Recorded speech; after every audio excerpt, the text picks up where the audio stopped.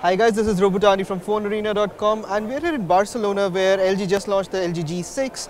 We've got the phone with us and this is our hands-on of the LG G6. So LG just launched the brand new LG G6. This is their flagship device for 2017, the successor to the G5 as you would already know. So let's take a look at the front of the phone first. It's got a 5.7-inch QHD display, but what's different this time around is that the edges are completely curved on all the sides and they're calling this a FullVision display. That's because it has an aspect ratio of 18:9. Now that's completely different than what we're used to, and as you'll see, LG has done something interesting on an interface front and how they're using that to optimize the use of the FullVision display. But beyond that, so let's take a look at the side of the phone. This is where you'll spot the slot for the SIM card and the micro SD card as well. Over on the left hand side is the volume rocker, while at the top is the 3.5mm audio jack. Nobody really expected LG to get rid of that, and thankfully they haven't. You've got the speaker grill at the bottom as well as the USB Type-C connector. Over at the back, you've got the two cameras. One of them is a wide-angle camera module.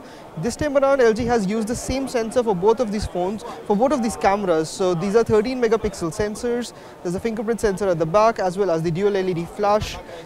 What's going to be a bit of a disappointment for a lot of you is that the phone is not powered by the latest and greatest Snapdragon 835 expected to hit the market later this year.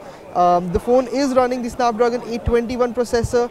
It's not bad by any performance benchmark, but it's not going to be the absolute latest by the time the phone hits the market. So that's something that a lot of you are going to be disappointed by.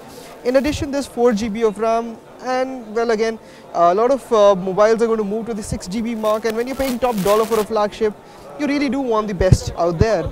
In terms of storage, there's 32 GB or 64 GB of storage on board depending on the SKU, and LG's managed to bump up the battery life on this one. So compared to the 2800 mAh battery on the LG G5, the LG G6 has a 3300 mAh battery. Of course, it supports fast charging as well, so you should expect much better battery longevity. So in terms of the LG UI, as you can see, I'm showing you one of the samples of how they've used the FullVision display. You can have two perfect squares. One of these is showing the live preview and the other is a preview of the last photograph that you just took. And just like this, there are lots of such samples and examples built in across LG's UI 6.0 for the LG G6.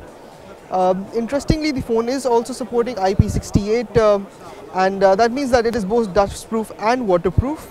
And in the camera, in collaboration with Qualcomm, the company has built in Dolby Vision and HDR10 support, so you can capture some HDR videos and view them on this really good-looking display. Something you'll note about the LG G6 is that it's got a really glossy back. This is the black variant. There's also an icy white variant and a platinum variant as well. And all of them have this piano-like finish, which basically attracts a lot of fingerprints and probably scratches too over the long term. That's something you'll have to be careful about. There's no word on the pricing and availability of the LG G6 as of now, but we'll have more on the phone for you shortly from Mobile World Congress. This was Robutani. Thanks for watching.